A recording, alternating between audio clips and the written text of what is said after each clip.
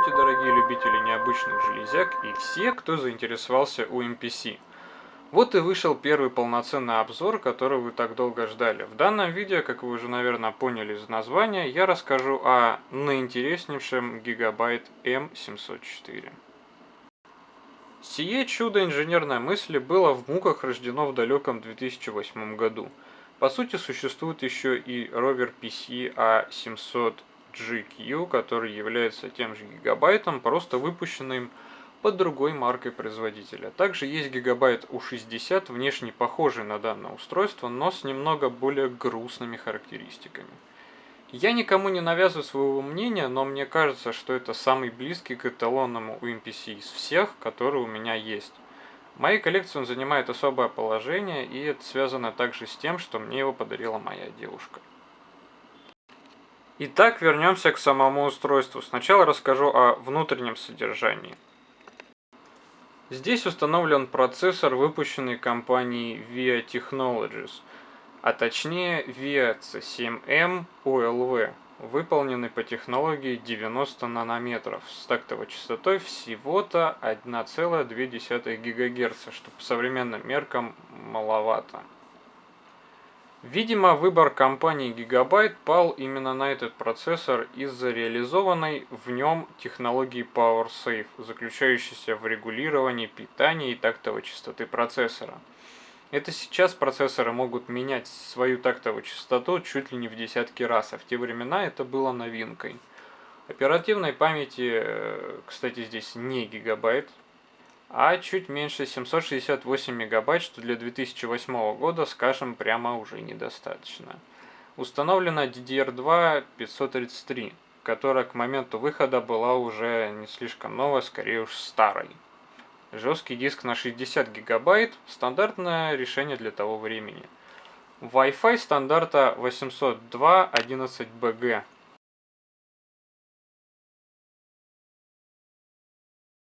Синезуб версии 2.0 с EDR. Enhanced Data Rate. Дословно усовершенствованная передача данных, дающая возможность передавать файлы на скорости до целых 3 мегабит в секунду. А вот это уже действительно круто.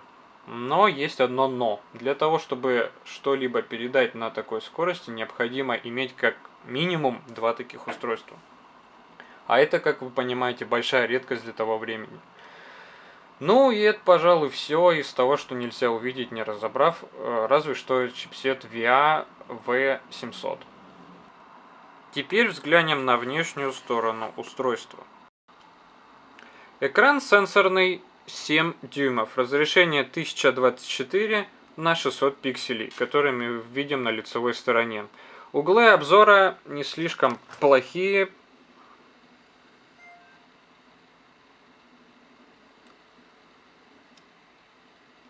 Примерно как у моего Asus X200MA ноутбук.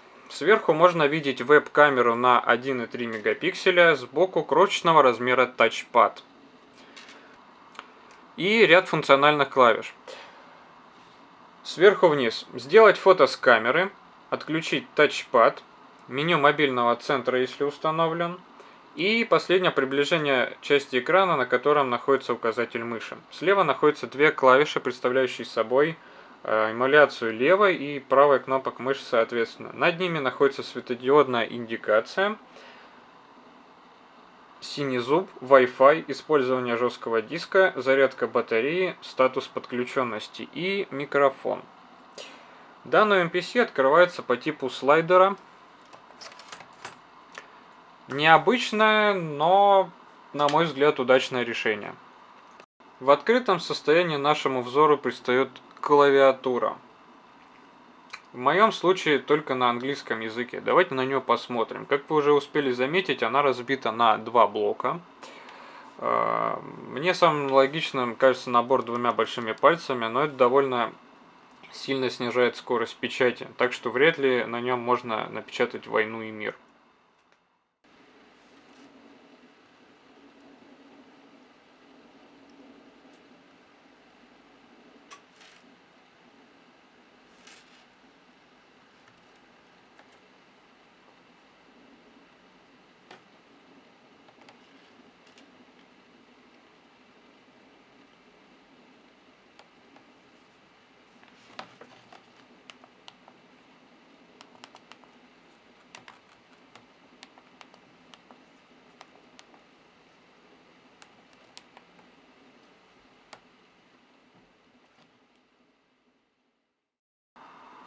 Клавиши прекрасно нажимаются.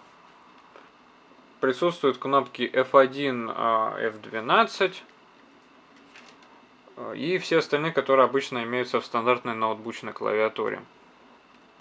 Между этими двумя блоками мы видим, о боже, рекламу, которая гласит, что на данном межгалактическом устройстве стоит процессор, о котором я уже рассказывал выше, и то, что данное устройство создавалось для Windows XP. Хрюша действительно хорошо себя показывает при таких данных, они чуть позже.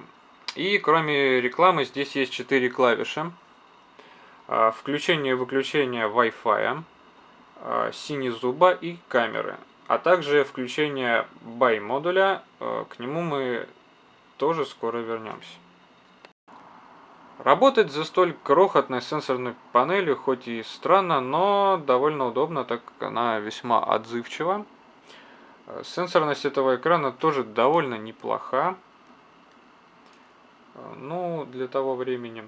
Напомню зрителю, что в те времена использовались в основном резистивные экраны, которые отзывались практически на любое нажатие. То есть стилусом вы нажимаете или рукой, роли не играет. Стилус был нужен для точности попадания, потому что было довольно неудобно работать пальцами рук. Перейдем к задней стороне. В раскрытом состоянии видны направляющие речного типа, по которым двигается верхняя часть. Вот здесь находятся два вентиляционных отверстия и еще одно, к слову, сверху.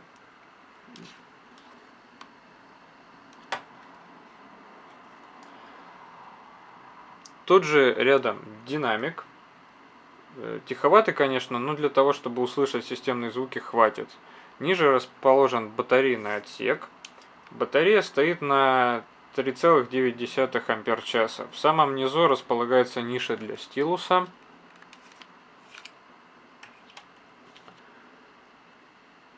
И пара резиновых заглушек. Ровно посередине мы видим пластиковую планочку, предназначенную для того, чтобы можно было поставить UMPC на стол под углом. Примерно таким образом.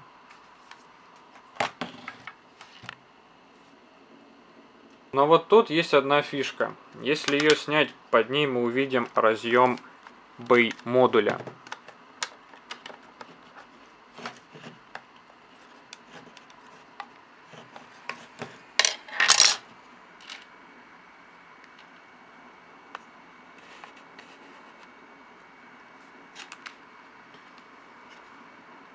BY-модули в данном случае это модули расширения, с помощью которых можно подключить ТВ-тюнер и смотреть любимые телевизионные передачи на ультрамобильном компьютере. Понятия не имею зачем.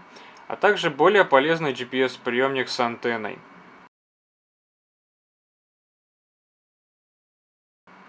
Сам разъем мне чем-то напоминает FireWire, но это просто наблюдение. Но вернемся к осмотру, еще целых 4 грани.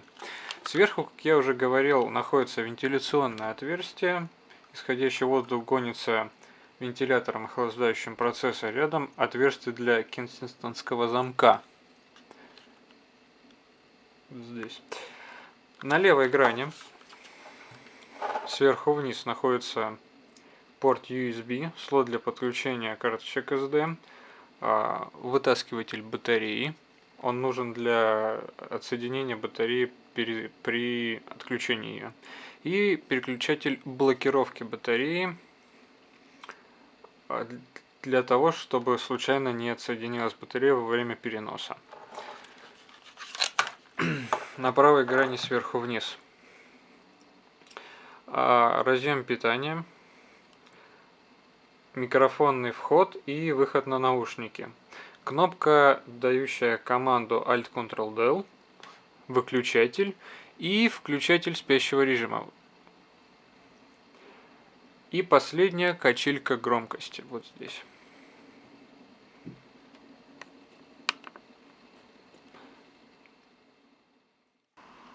Пару слов о док-станции, которая шла в комплекте. Она состоит из двух частей. Прозрачная пластиковая панелька и сама док-станция.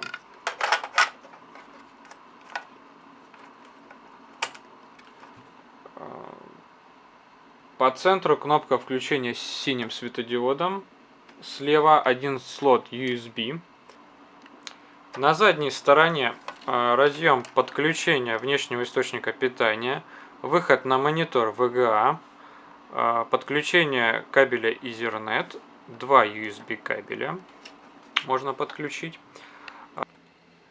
На правой стороне, слева направо, разъем IEEE 1394, более известный как FireWire, и разъем для подключения наушников. Из интересного еще здесь имеется выдвижная подставка под стилус.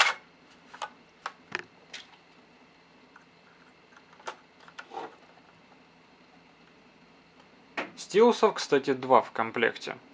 Кстати, о комплекте. Это добро поставлялось вот в такой коробке.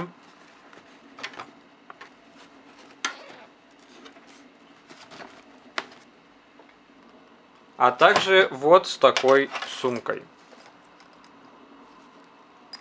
на которой хорошо читается фирменная надпись Gigabyte. Удобная, кстати, сумка. Так, с железом закончили, остался софт. Как я уже говорил, MPC работает под управлением Windows XP и работает довольно хорошо. В игрушки, конечно, не поиграешь, но для работы в офисных программах и выхода в сеть хватает. А также довольно неплохо можно на нем смотреть фильмы и слушать музыку.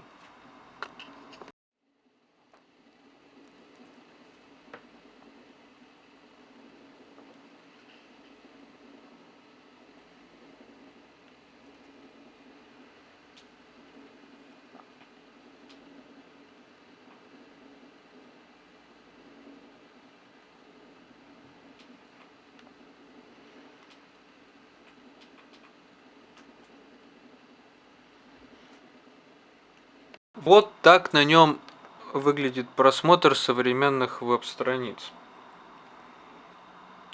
Конечно, вам покажется медленно, но для ультрамобильного компьютера, выпущенного в 2008 году, довольно-таки неплохо.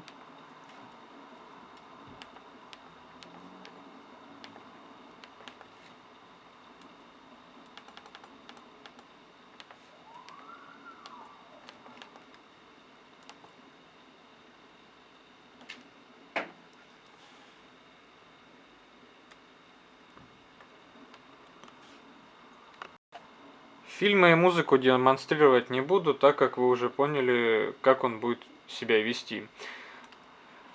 Во времена, когда данное устройство еще продавалось, его цена составляла ориентировочно около 25 тысяч рублей. На самом деле не слишком дорого, но производительность его оставляет желать лучшего. Это в основном связано с урезанием потребления питания. По поводу батареи скажу, что после 8 лет жизни ее все еще хватает на час работы. Надо отдать должное создателям. К великому сожалению, это устройство не получило широкого распространения, а жаль. Потому что цена была более-менее приемлемая, да и подкупает богатый функционал. Судить о причинах неудачи в данном случае не могу. Возможно, ответ просто потому что. Итого, мы имеем слабый, но довольно живучий агрегат с довольно приличным функционалом и возможностью доустанавливать модули расширений. Несмотря на свою низкую производительность, он показывает неплохую скорость в работе, что несомненно радует.